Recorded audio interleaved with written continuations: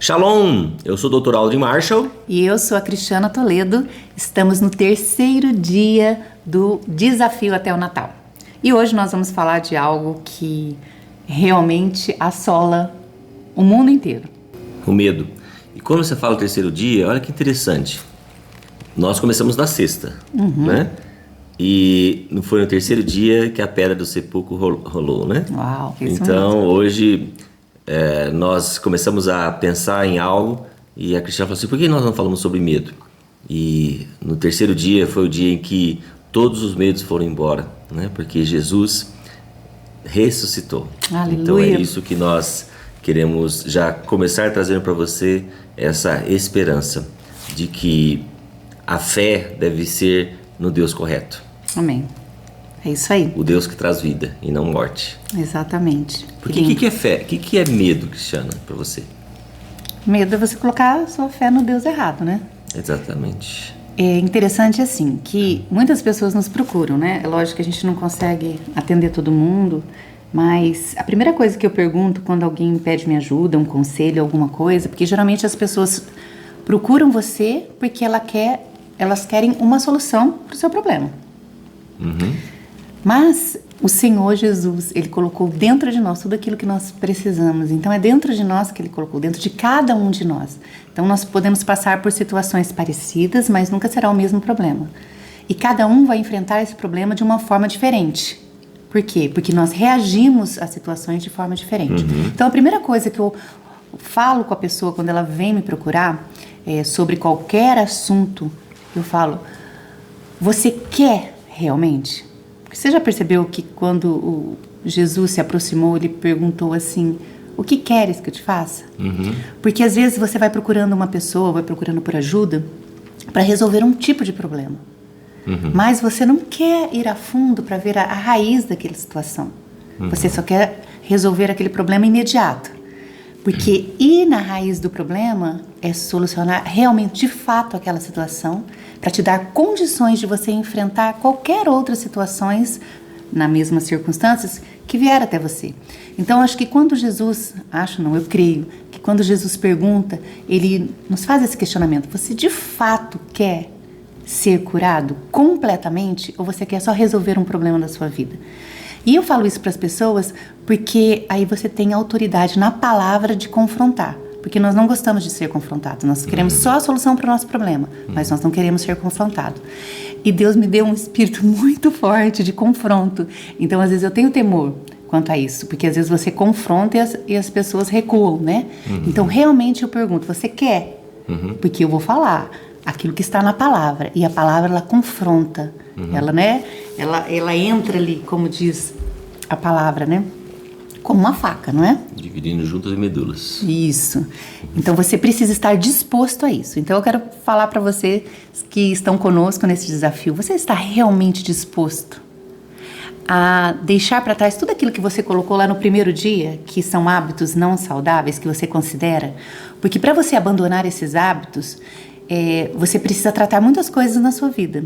Não é somente superficial, porque Deus não trabalha no superficial. Deus penetra no nosso coração, no mais profundo, não é isso? Exatamente. Então, a primeira coisa que eu posso dizer é, você está disposto? Na medicina, às vezes eu sempre uso um exemplo assim. Quando eu vou tratar um furúnculo, não adianta eu ficar passando, por exemplo, só mertiolate, passando um band-aid. Isso não vai tratar, só vai esconder a situação. Parece que o furúnculo desapareceu. Mas o que eu tenho que fazer com um furúnculo ou um abscesso? Eu tenho que abrir e espremer. E isso dói. E dói muito, né? Porque eu já fiz muitos procedimentos desse e, assim, realmente é uma situação que dói. Então, se você já teve uma situação dessa ou uma unha cravada, né? Não adianta você ficar só passando ali. Você tem que ir lá no médico. O médico tem que fazer um procedimento. Tirar aquele cantinho lá que está inflamado, né? E até a raiz, porque é o que a gente chama de cantectomia. Não adianta ficar cortando a unha só por cima, porque ela vai voltar a crescer. E vai doer de novo, e vai ficando cada vez pior a situação, e vai infeccionar, inflamar. Agora, quando o médico faz o procedimento correto, ou seja, vai lá e tira a raiz do problema, ou seja, aquela parte da unha que estava encravando, né? Tira a raiz. Então, eu creio que quando nós somos confrontados pela palavra, a gente vai na raiz do problema, né? Muitas vezes nós falamos assim, eu leio a palavra. Não, é a palavra que te lê, né? Então, quando você é confrontado pela palavra, você é desafiado a sair daquele local em que você estava confortável. Confortável em termos, né? Porque quando a gente vai ver na palavra, por exemplo, no livro de Juízes, na época de Gideão, o povo de Israel estava sendo oprimido pelos midianitas. E eles vinham com um enxame, como gafanhotos, e dizimavam tudo o que eles faziam, todas as plantações, tudo o que eles tinham. E eles faziam o quê? Eles se escondiam em cavernas. Então, Uau, isso aí eu acho que é algo que acontece com todo mundo que sente medo. Primeira atitude é se esconder. se esconder em cavernas emocionais, né? Teve um outro texto também que eu acho fantástico, que é em 1 Reis 19, que fala sobre Elias. A Bíblia diz assim que Elias teve medo e fugiu para salvar a sua vida. E foi para onde? Para uma caverna. Bom, então nós identificamos aí algo que acontece com a maioria das pessoas que sentem medo. Ir para a caverna. Só que quando nós chegamos na caverna, nós sempre procuramos o culpado por aquela situação que nós estamos enfrentando, não é isso? Então a primeira coisa que acontece ali na caverna é acusar. Então você sempre vai procurar o culpado e você vai acusar essas pessoas por situação que você está vivendo, seja porque você perdeu o emprego, seja porque você está enfrentando um problema no seu relacionamento, seja com um namorado, seja com um colega de trabalho. Então você vai sempre tentar identificar os culpados. E quando você culpa alguém, que você encontra um culpado, aí você também encontra a vítima. E o que acontece quando você encontra o culpado e quando você se reconhece como vítima? Quando você encontra o culpado, você encontra uma vítima e aí existe a autovitimização.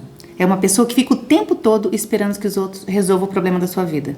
Já percebeu que quando você encontra com essas pessoas, ela é sempre vítima de uma situação, ela sempre coloca alguém como culpado daquilo, mas ela entrega para você resolver aquele problema. Então ela entrega todos os seus problemas emocionais na mão das pessoas que ela encontra à sua frente. Teve uma pessoa que veio falar comigo há um tempo atrás, ela falou: Cristiana, eu já procurei ajuda num monte de lugares, com pastores, com obreiros, com isso, com psicólogo, com isso, você é a minha última esperança. Aí eu falei para ela assim: bom, primeira coisa, você tem que identificar algo aí na sua vida, a autovitimização. Porque quando você descobriu que tem vários culpados e você é a vítima, então você precisa parar, porque eu não sou a sua última alternativa. Você precisa identificar que não existe todos esses tipos de culpados aí no mundo. Algo está acontecendo errado, então você precisa parar. Então nós temos que identificar que não são as pessoas que vão resolver esse problema, porque ninguém consegue resolver o problema de alguém que fica o tempo todo se auto-vitimizando. Somente né? E é interessante quando você fala sobre isso, e a gente já está entrando na parte de fechamento mesmo, porque quando Deus chama Gideão, ele se encontrava num lagar de prensar uvas para trabalhar o trigo. Né? Então você sempre vai estar no lugar errado, com ferramentas erradas, fazendo algo que não é para você fazer no lugar que não é para você estar. E Deus fala para ele assim, né? O anjo fala assim: olha, o Senhor é contigo, homem valente, né? E ele já começa a se auto-vitimizar. Ele fala exatamente isso: se o Senhor se o Senhor é conosco, por que não sobreveio tudo isso? Então, além das pessoas, muitas vezes nós culpamos a Deus, né, pelas situações que acontecem, né? Nós ficamos com raiva de Deus, nós jogamos para Deus todas as nossas frustrações, né? E muito interessante a resposta de Deus, né?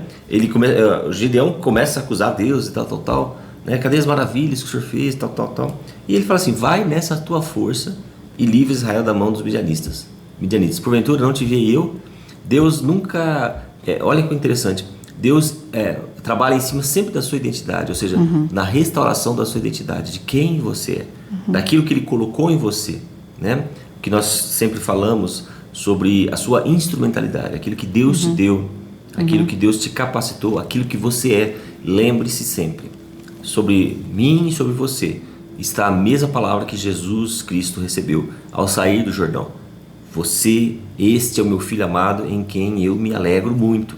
Então, quando você entende quem você é, você sabe que a sua confiança não estão mais nas circunstâncias, Porque circunstâncias adversas você vai ter todos os dias. Todos os dias. Né? Hoje nós estamos vivendo toda essa situação da pandemia do Covid, essa questão, vai voltar, fecha isso, fecha aquilo, vai fechar, vai fechar.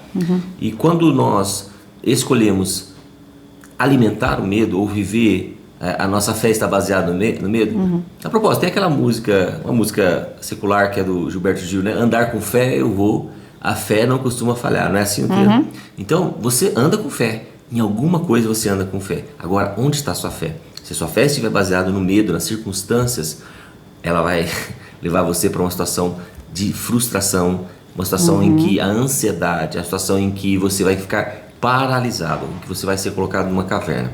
Agora, quando você coloca a sua fé no Deus que te criou, e não somente criou, Ele é seu Pai, o que acontece? Você começa a ser desafiado cada vez mais, a dar passos mais largos, a subir regiões que você não conseguia fazer. E quando você fala assim, doutor Aldo, Cristiana, mas vocês não têm medo? Vocês não passam por essas situações? É claro que nós passamos. Mas sabe o que nós fazemos? Eu e Cristiana sempre procuramos aquilo que a palavra diz a respeito daquela circunstância ou da situação. Então, eu tenho circunstâncias, tem momentos em que a gente se defronta com notícias, que nos abalam, mas aí nós vamos para a palavra. Porque o que é fé? É trazer à existência aquilo que não existe. Então, se você tem fé naquilo que Deus falou a seu respeito, sobre a sua família, sobre a sua casa, você vai trazer à existência aquilo que está na palavra de Deus. Se você tem fé no medo, você vai trazer à existência também aquilo que você teme. Em Provérbios 10, 24 diz assim: o que o ímpio teme, lhe acontecerá. O que os justos desejam, lhe será concedido. Então, o medroso, ele atrai para si tudo que está de errado, porque ele imagina que tudo vai dar errado. Então, como está em Provérbios 23, 7 também, assim como imagina a sua alma, assim você é. Então, quanto mais medo você tem, mais você alimenta a fé no medo. Então, ele parece que o medroso, ele torce até para as coisas darem errado, porque só para dizer assim, eu sabia que isso ia dar errado. Então, ele vira uma torcida. E você percebe que quando você começa a virar aquela torcida contra, as pessoas não querem mais contar as coisas para você, porque elas não querem que você tenha fé no medo, nos projetos dela. Então o medo, ele intimida. E o que é intimidar? É inibir-se, é timidez. E a palavra de Deus nos diz que Ele não nos deu um espírito de timidez e de destemor. Aleluia. Quando você tem medo, você fica tímido. E por trás daquele inimigo que você está vendo, existem inúmeros inimigos que vão crescendo. Então vai virando uma multidão, na verdade, de gigantes na sua vida. Então você começa com um medo de manhã e quando chega à noite você está com tantos outros medos que aquele medo desencadeou. Então qual é a nossa sugestão para hoje, para encerrar esse nosso episódio? Que você traga à memória aquilo que te dá esperança. O que está na palavra? Nós queremos encorajar você a colocar lá no Google mesmo, né? Medo e a palavra de Deus, né? Quais são os versículos que estão lá? Aí você vai para a sua Bíblia e começa a degustar tudo isso. Porque você não tem uma fórmula mágica para todos os medos. Deus, Ele te dá a porção diária, o pão nosso de cada dia. E nessa pandemia nós vimos o que é o pão nosso de cada dia, receber para aquele dia. Então, o medo desse dia, Deus tem uma palavra para você. Então, tem tantos versículos como Salmo 34, 4, Isaías 41, 10, Salmo 56, 3, Hebreus 13, 6. Nossa, tantos outros. Salmo 55, de 4, 5. E no Novo Testamento também, tantos versículos ali, como o nosso preferido, e a gente quer encerrar com ele, que é Filipenses 4, de 6 a 8, né?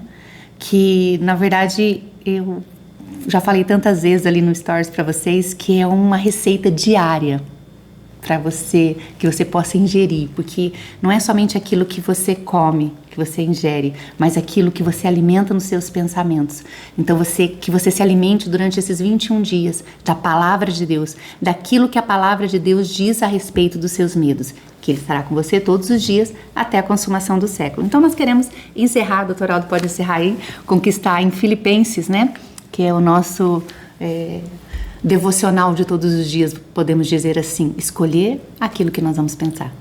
Não andem ansiosos por coisa alguma, Mas em tudo, pela oração e súplicas e com ação de graças, apresentem seus pedidos a Deus, e a paz de Deus, que excede todo entendimento, guardará o coração e a mente de vocês em Cristo Jesus. Deus te abençoe. Até amanhã, no nosso próximo episódio. Tchau.